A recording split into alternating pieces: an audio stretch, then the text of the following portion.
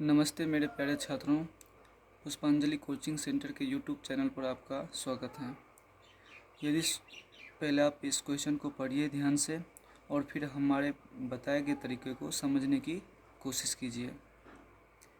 इस क्वेश्चन में कहा जा रहा है कि सूर्य के उन्नयन कोण जो है 45 से यदि बढ़ कर के 60 हो जाता है तो इस मीनार की जो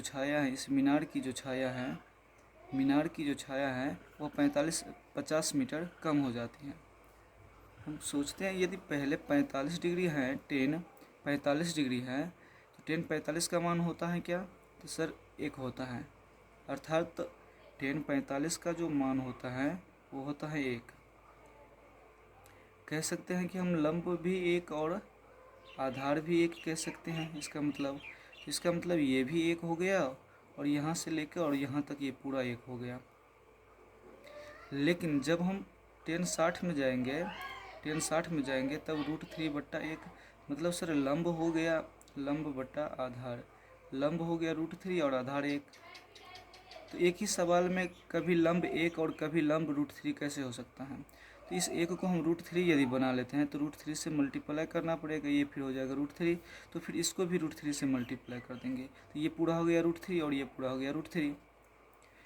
इसमें से मेरा जब यहाँ तक का आधार टेन जब 60 डिग्री लिए थे तब आधार हो गया 1, तो ये आधार हो गया 1।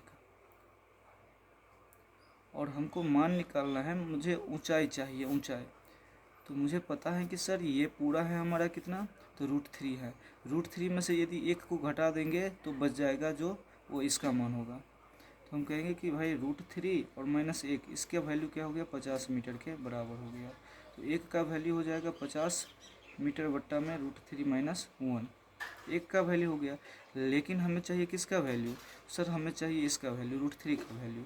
तो √3 की वैल्यू के लिए हम क्या करेंगे, तो फिर 50 मीटर और बट्टा में √3 - 1, फिर इसको हम √3 से मल्टीप्लाई कर लेंगे, फिर इसका परिमेयीकरण भी करेंगे, √3 + 1 √3 + 1, तो ये हो जाए आपका 50 √3 3 प्लस √3 और बट्टा में हो जाएगा a - b a + b a² - b², 3 का स्क्वायर 3 - 1 का स्क्वायर 1, तो 2 हो जाएगा। और 2 से जब इसको कैंसिल करेंगे तो 25, मतलब 25 × √3 + √3, मतलब डी नंबर क्वेश्चन हो जाएगा। ये बिहार बोर्ड 2018 में पूछा गया क्वेश्चन है।